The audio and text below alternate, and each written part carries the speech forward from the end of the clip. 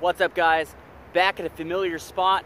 We got to catch some bait today, so I figured I might as well make a video out of it. So once again, we are cast netting one of my favorite bayous, what I like to refer to as the concrete river. So let's get down to it. Now check this out. I'm going to be using about a 5-foot cast net today, and I know a lot of people say, why don't you use a bigger cast net? And I do have one, but look at this. Let's get higher. If you look down there, from this level, you guys can see there's a shallow bank on each side, maybe 4 or 5 inches deep, and then a deep channel in the center that's barely more than 6 feet across. Now, if I were to throw my big 7-foot cast net down there, it probably wouldn't open and then close properly. It'd probably scrape on either side on the way down. So a smaller cast net is actually ideal for this bayou. So let's get down there and throw, get some bait. Now guys, this is about 4 feet deep, I would say, so not gonna let the cast net sink very long.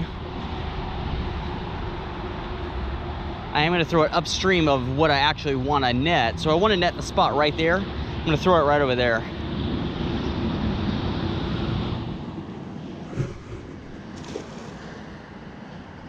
Kind of caught the lip on that one, may not get any fish back. Yep, nothing on that one. Got to get it out further. Sometimes you'll get mullet and carp hanging out right over the edge, but really need a clean throw going all the way over. You can see there's loads of movement in here, like across, you see that across the way there? Those are loads of mullet, and there's buffalo in here, there's carp, there's tilapia. They did not die off in the freeze, as a lot of people seem to think. So one tactic I like, you guys can see that big school of mullet out there. When you get closer, they'll naturally, you know, dive over the edge trying to get away from you. So what I like to do is I like to walk up. Yep, there they go, and I'm gonna cast net right there where I think a lot of them are gonna run to. Yep, I can already see some in the net. Okay, I think we might have just got one. There he is. It's not a bad one. You guys can see the idea in play though. It's always better if I can net them in the shallows, but usually they'll see you coming and they'll run. So what I've decided to do most of the time is walk up, let them get scared, and then throw over the edge where I know they're headed to hide. There we go. Let's turn our aerator on here. I'm going to try to use these as live bait a little later. There we go. You can see that bubbler working down there. Let's get this guy in real quick. There we go. So you guys can see, if you haven't watched my videos before, I make a loop over each finger. 1, 2, 3, and 4. I gather the line. It's a very unconventional way to throw, but it does work for these smaller nets, and it keeps me, you know, keeps this stuff off of me. Make sure the rope is behind your fist. Grab about 8 to 10 inches away from the plastic loop, and you make a triangle. So point A, B, and down there is point C. And then your left hand is just a guide, your right hand does the throw. Let's move down here a little bit. You guys can see the concrete extends a little bit further out without the water on it. Just give me a little bit more of a comfortable throw here. Let's see. I'm trying to see if I can spot any on the far side, because being this close now, I could probably hit them. Okay, I see some. Problem is they're so wise to me. They're already starting to disperse. Let's have a go. Okay, I got it right in the middle of that ball. Yeah, we got some. Good, good, good. Got at least 2 fish out of that. There they are. Whoop, that one's getting away. Stop it. Come back. There we go. Stop, stop, stop. Oh my God. You'd be amazed, by the way. Oh my God. You'd be amazed, by the way, when I do that, when a fish is kicking around and I'm like, stop it, stop it. How many people will comment and be like, you're hurting it and you're telling it to stop? You really think it's gonna stop? It's like, yeah, and I really think they speak English too. Come on. When I go, stop it, that's like my equivalent of Richard Gene's quit. And no, I'm not comparing myself to Richard Gene, guys. There's levels to this, and he's like at the top. He's like a 9th Dan black belt fisherman. Loads of fish on the far side. It's incredible. I'm gonna try to throw a little bit further down this way.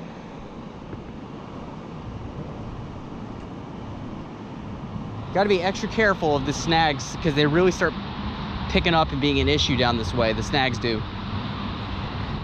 Okay. That's a good throw. So let it sink down. Can't go any further. There's too much algae there. Normally I wear big boots that are quite equipped for this. Oh, I got a good haul. Oh, I had a good haul. One of them slipped through a hole in the net. Still, those are good mullet. Normally I wear boots that are equipped for this, but they got ruined because they were cheap. Some dead Placo. Oh, what? Holy smokes, look, is he still breathing?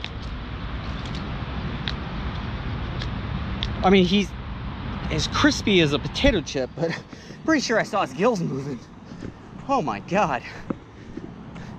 That's how those things are, you know, basically taking over any environment they get in. It's ridiculous how tough they are.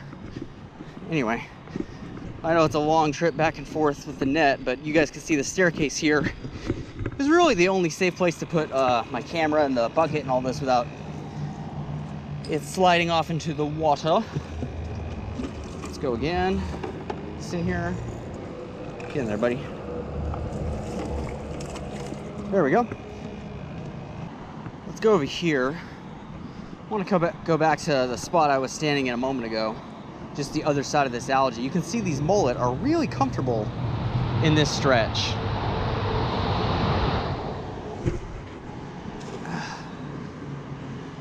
There we go, letting it sink. Yeah, see, even then, I could see a whole bunch just freaking out. Man, I didn't get any on that throw, but let's go just a hair upstream. I mean, obviously, if I slip and slide down there, it's not like I'm gonna get washed away. Not right now. This bayou does flood very, very badly. I made a video a few months ago where I almost got caught out here by a flash flood. You know, by definition, what happened was a flash flood. And a lot of people were like, "Oh, you're so over dramatic. You're just acting like it's danger." What I learned later is that as I was filming that, a fisherman actually drowned downstream, like as I was filming myself getting out of the way of that thing. So no, I was not being over dramatic. It was extremely dangerous. I'm gonna try to use, there, you guys can see there's a little pipe entry here. I'm gonna try to use that for my foot. But anyway, yeah, I'm not gonna get swept away and drowned on a day like today. Probably, but it would get my feet wet and ruin my day. All right, came back upstream a little bit.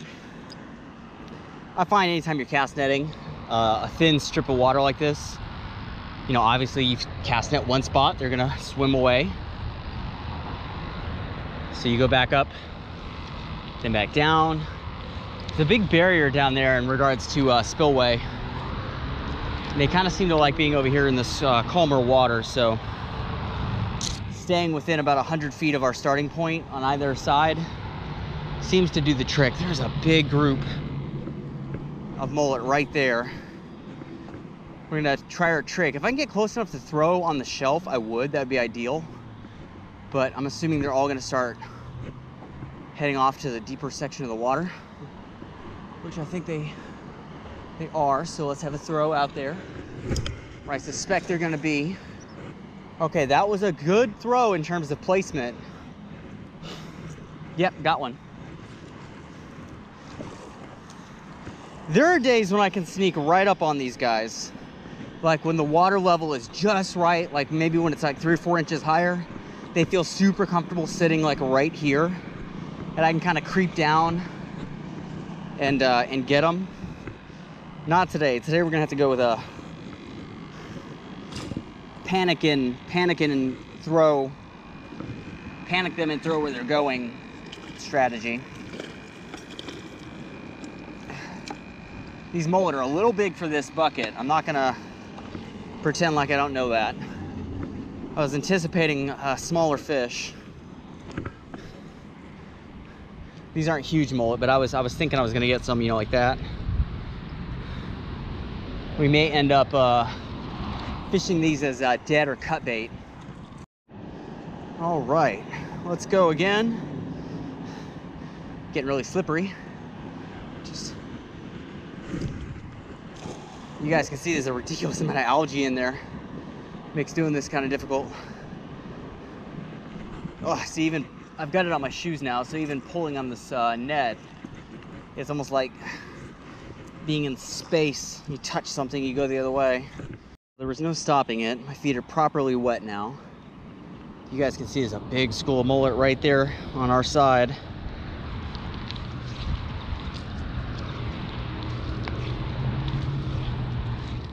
Let's go walk them down.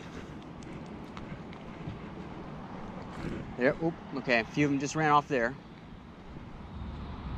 Try to get a little bit closer. I was gonna say my feet are already soaked, so I almost don't care at this point. All right, here we go. Moving off. Okay, I think that should have landed us some fish, I think. Yeah, did we get anything? Yeah, oh, no. Ah, no, stop it. Ah! Oh my God, it's like a Charlie Chaplin routine. Oh. And by the way, running on this algae is like running on ice. You know what I should have done? I feel stupid now. I just should have thrown the net back on him. Oh, that was dumb. Oh well. I will say one of the best compliments I ever got from somebody on a YouTube video was like, and I'm serious, it was a good compliment. They're like, I love the fact that you don't mind looking silly in your videos sometimes. It's like, yeah, well, you know, it's not like I'm trying to promote a fight. Like, I'm not boxing Canelo or anything. Like, it's okay to look silly. There was no stopping it. My feet are properly wet now. You guys can see there's a big school of mullet right there on our side.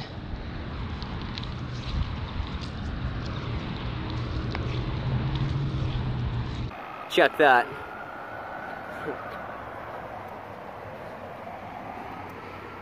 The sidewalk is closed.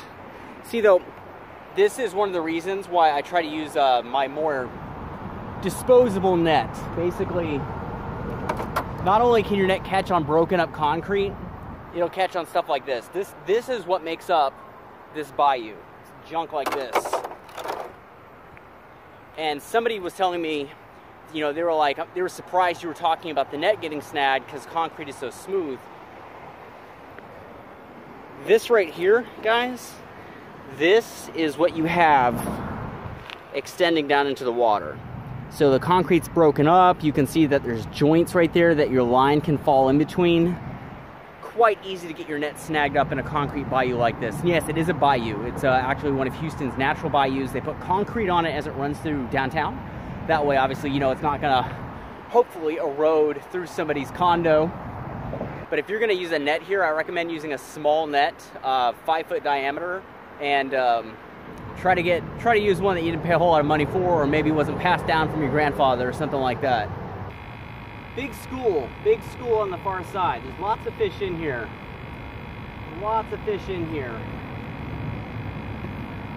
Just a matter of getting the net that far, which again is another reason I like the small nets. I feel like you can throw them further out away from you. Yes, they're not going to catch as many fish. They just, you know, simple math. You're not covering as much area. But the distance you can throw them is much, much better. Recent video I did, I was able to specifically target a couple of carp in about a tight group about this big. From about 20 feet away, 25 feet, and I was able to get them with a small net, so.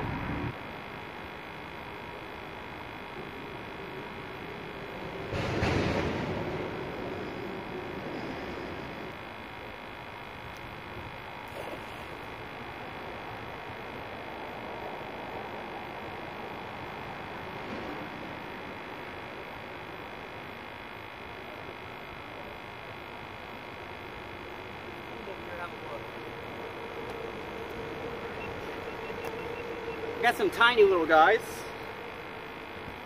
What is that? What is that, guys? Whoop.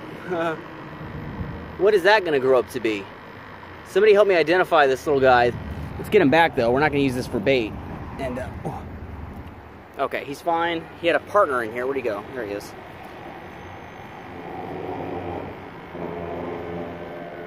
They're so small, they're slipping through the mesh.